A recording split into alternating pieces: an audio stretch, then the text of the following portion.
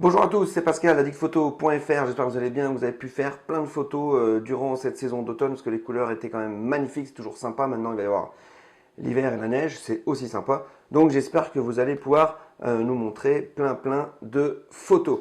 Alors moi pour ma part, cette saison elle me déprime totalement, il fait pas beau, machin, enfin bref, moi ça me déprime, j'ai envie de rester chez moi au fond de mon lit, et ça me déprime encore plus quand je vois des photos de portraits ou de mise en scène qui sont vraiment pas pensées.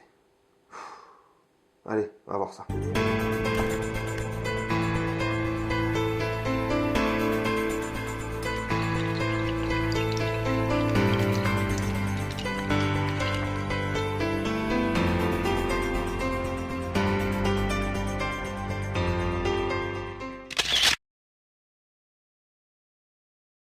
Je continue cette série de vidéos sur comment penser sa photo. Donc là, ça va être porté sur le portrait, justement. Le portrait ou la mise en scène. Les deux sont un petit peu liés parce que théoriquement, on a le temps un petit peu de préparer son shooting. Euh, alors, la vidéo de paysage, avant tout, vous pouvez la trouver ici. Comment penser ces photos de paysage, regardez-la si vous voulez faire des photos sympas. En tout cas, trouvez quelques étapes, quelques astuces pour permettre de faire des photos originales et qui seront bien composées. Donc on revient tout de suite sur la vidéo penser sa photo pour le portrait. Alors, pourquoi moi je déprime quand je vois des photos de portraits ou de mise en scène qui sont un peu saccagées ou qui sont banales ou enfin voilà, il n'y a rien. Tout simplement parce que quand on travaille avec un modèle ou quand on travaille avec une équipe, on doit respecter, on doit être rigoureux. On doit respecter l'équipe, on doit respecter le modèle, on doit être rigoureux, c'est-à-dire qu'on doit donner un bon travail. Alors je sais que bon travail ou bonne photo, je sais qu'il y en a qui vont dire la bonne photo n'existe pas, c'est un jugement totalement subjectif et c'est vrai, mais il n'empêche qu'on n'a pas le droit de venir la fleur au fusil en disant bon, ok, de toute façon j'ai un modèle, je vais faire ça comme photo, ta. Alors non, à un moment donné, vous travaillez avec quelqu'un, vous travaillez avec une équipe, un modèle, il prend le temps pour vous, que ce soit même d'ailleurs une personne de votre entourage, vous êtes dans une fête, une soirée, vous voulez prendre une photo, il prend le temps de faire la pause pour vous, vous devez d'être rigoureux. C'est comme ça. Donc on va voir comment ça. On va voir comment réussir ces portraits. Alors, pas réussir techniquement le portrait, mais comment donner une âme à votre portrait. La première des choses, la première astuce, c'est si vous emmenez votre portrait en extérieur, par exemple, ou même en intérieur, c'est d'aller repérer les lieux en amont. Repérer les lieux, c'est très important, parce que vous allez pouvoir vous représenter mentalement, ou même vous faites un storyboard sur un papier, où vous allez placer votre modèle dans l'espace. C'est-à-dire, est-ce que je vais le placer là, est-ce que je vais le placer là, est-ce que je vais me mettre de ce côté-là. Donc, c'est là où vous faites des photos, des clichés, de prise de vue, etc. pour que quand vous retournez chez vous, vous puissiez tout simplement regarder sur votre ordinateur, dire ah ouais, ça j'avais fait cet endroit-là, là je vais faire ça, etc.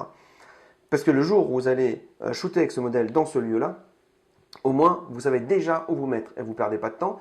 La fille en plus, si c'est pendant cette saison-là, l'automne, l'hiver, elle ne se caille pas, etc. Ça enchaîne très vite, vous savez ce que vous voulez, et en plus ça fait part d'un certain professionnalisme. Donc, et vous respectez, comme je le disais en introduction, le modèle. Donc c'est hyper important de repérer les lieux. C'est pareil quand vous êtes dans une fête, enfin n'importe quoi, il va bientôt y avoir Noël, vous savez que c'est vous qui allez être un peu chargé des photos, etc. Et ben quand vous arrivez, vous dites bonjour, nanana, bah, repérez un petit peu les lieux, repérez si vous êtes chez vos parents, si vous êtes chez des amis, enfin peu importe. Ah bah tiens, le sapin il est comme ça, la lumière là. Et ben quand on fera des séances photos ou quand on fera des portraits, bah, j'essaierai de me mettre plutôt là, etc. Pour que votre photo soit bien pensée. Voilà, ça c'est la première des choses. Ensuite, la deuxième astuce, toujours pareil, si vous faites avec un modèle ou une mise en scène, pensez aux vêtements, aux accessoires. Il faut que ce soit cohérent avec l'histoire que vous voulez raconter. Si vous n'êtes pas attention à ça, quand vous allez rendre votre photo, vous allez traiter votre photo, on ne va pas comprendre. Les gens ne vont pas comprendre le message que vous allez vouloir faire passer. Il faut que ce soit cohérent. Par exemple, un exemple tout con, vous faites n'importe quoi, vous faites un shooting. L'idée c'est qu'une fille, elle est perdue dans la forêt, elle court, enfin, fille ou garçon, peu importe, hein, mais je prends une fille, et puis elle essaie de s'enfuir, enfin voilà. Et que vous la mettez en tailleur, talons aiguilles, maquillée, comme si elle allait voir un avocat, et ben c'est pas cohérent du tout. Qu'est-ce qu'elle irait foutre dans la forêt, habillée en tailleur, en talons, etc. Voilà. Il y en a qui vont pouvoir trouver un scénario là-dessus, mais à premier abord, c'est pas très cohérent. Donc voilà, donc on n'y croira pas du tout à votre histoire et à votre portrait. Voilà ce que là-dessus, donc pourquoi les vêtements et les accessoires sont super importants. Soyez en cohérence avec l'histoire que vous voulez raconter, l'émotion que vous voulez faire passer. Ensuite, on en vient au cœur du sujet, pour moi, du portrait. C'est l'astuce numéro 3, c'est l'expression du visage. Des portraits, il y en a eu des millions de faits par des millions de photographes, vous n'allez pas révolutionner le genre. Par contre, pour vous, pour que votre photo raconte quelque chose, pour que votre photo passe une émotion, que ce soit une émotion pour vous, une émotion pour l'entourage, une émotion pour la personne qui va regarder votre photo, il faut que l'expression du visage, elle ait quelque chose de significatif. S'il n'y a rien dans le visage, après on peut dire un visage vide, etc., mais c'est pareil, ça va dépendre de votre lumière, etc. Mais c'est-à-dire qu'il y aura quand même quelque chose dans le visage, mais si c'est un portrait classique, il n'y a rien du tout, eh ben votre photo, elle ne vaudra rien du tout, elle vaudra un portrait comme des millions de portraits. Et rappelez-vous, ce que je disais un peu dans la vidéo de paysage, il faut qu'il y ait quand même quelque chose d'atypique, il faut qu'il y ait quelque chose qui ressorte de cette photo, que tout le monde ne fait pas. Et votre modèle, il va être unique. Même si, soit c'est vos parents, vos grands-mères, vos fils, etc. Il n'y a que vous qui pouvez les prendre en photo, entre guillemets. Donc, il y aura forcément à un moment donné une expression unique que vous seul aurez pu choper à ce moment-là. Pareil, si quelqu'un d'autre est photographe, si vous photographiez un modèle qui a déjà été photographié par d'autres photographes, c'est pareil. L'expression que vous allez choper, c'est très peu probable que quelqu'un ait exactement la même photo. Donc voilà, donc c'est pour ça que l'expression du visage est très très importante. Pour ça, il y a plein d'astuces. Faites rire, faites-lui faire la gueule, faites faire des choses pour à un moment donné choper l'émotion et pour que la photo soit vraie, le naturel. Il n'y a rien de pire que des poses. Voilà, on fait pas de la mode. Après, la mode c'est différent, mais dans le portrait, si vous voulez faire quelque chose de sympa, qui se dégage, essayez de ces petits trucs, de la faire rire, de faire la gueule. Enfin, je me répète là, du coup, ça sert à rien. Mais de trouver des petits trucs qui font que votre photo aura un sens, que votre photo sera chargée émotionnellement parlant. En plus, si c'est quelqu'un de proche, vous serez plus à l'aise. Donc quand je vous parlais d'expression du visage, voilà, donc dans cette astuce numéro 3, je vous montre deux photos là que j'ai fait, donc une photo d'un enfant, donc c'est le mien, c'est pour ça que je me permets de le mettre. Il me cassera la gueule plus tard. Donc voilà, on voit la composition, elle est très bonne, le portrait il est très sympa.